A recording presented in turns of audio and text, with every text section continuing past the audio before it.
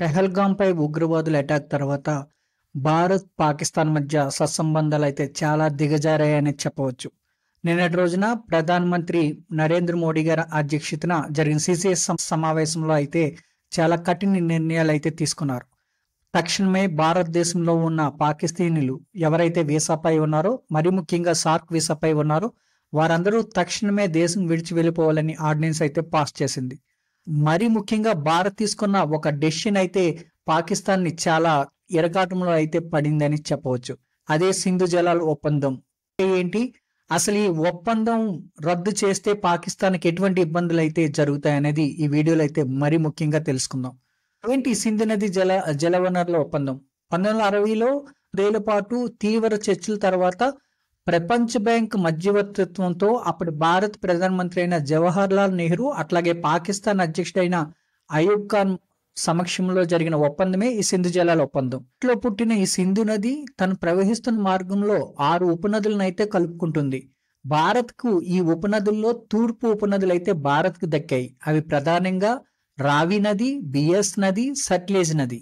అయితే పశ్చిమ నదులని పిలవగా ఈ నదులన్నీ అయితే పాకిస్తాన్కి చెందాయి. అవి మరీ ముఖ్యంగా సింధు, జీలం, చినాబ్. ఈ నదులు 1965లో జరిగిన యుద్ధమైనా, 1971లో జరిగిన యుద్ధమైనా, మరీ ముఖ్యంగా 1999లో జరిగిన కార్గిల్ యుద్ధంలోనైనా ఈ సింధు జలాల గురించి అయితే ఏ గవర్నమెంట్, అటు పాకిస్తాన్ గవర్నమెంట్ కానీ ఇటు భారత గవర్నమెంట్ కానీ అయితే ఎటువంటి క్యాన్సిలేషన్స్ గురించి అయితే చర్చించుకోలేదు. ఎందుకంటే ఈ సింధు జలాల వనరులు అనేవి పాకిస్తాన్లో, భారత్ పాకిస్తాన్కి, మరీ ముఖ్యంగా పాకిస్తాన్కి నీటి ఎద్దడిని తీర్చడానికి, అట్లాగే పాకిస్తాన్లో పంటలు పండించడానికి అయితే ఈ సింధు జలాలు చాలా అవసరం అని చెప్పవచ్చు.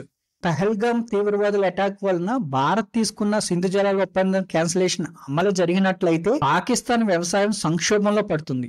అట్లాగే కోట్లాది మందికి ఆహార భద్రత కరువు అవుతుంది. అనేక సిటీలకు నీటి సప్లై నిలిచిపోయి గందరగోళం తలెత్తుతుంది. సింధు జలాల ఒప్పందం నుంచి వైదొలుగుతున్నట్టు భారత్ ప్రకటించినా ఇది అనుకున్నంత ఈజీగా ఉండదని విశ్లేషకులు అయితే చెప్తున్నారు. జాతీయ ఒప్పందం కావడంతో పాటు వరల్డ్ బ్యాంక్ మధ్యవర్తిత్వం ఉన్నందున భారత్కు దౌత్య, న్యాయపరమైన అడ్డంకులు ఎదురవుతాయని చెప్తున్నారు. మరీ ముఖ్యంగా ప్రధానంగా పాక్కు చైనా, టర్కీ, ఇతర ఇస్లామిక్ దేశాల నుంచి మద్దతు లభించవచ్చునని, చైనా తన భూభాగం నుంచి భారత్లోకి ప్రవహించే బ్రహ్మపుత్ర నదిని కంట్రోల్ చేయడం ద్వారా పాక్ సహకరించవచ్చని అందరూ భావిస్తున్నారు.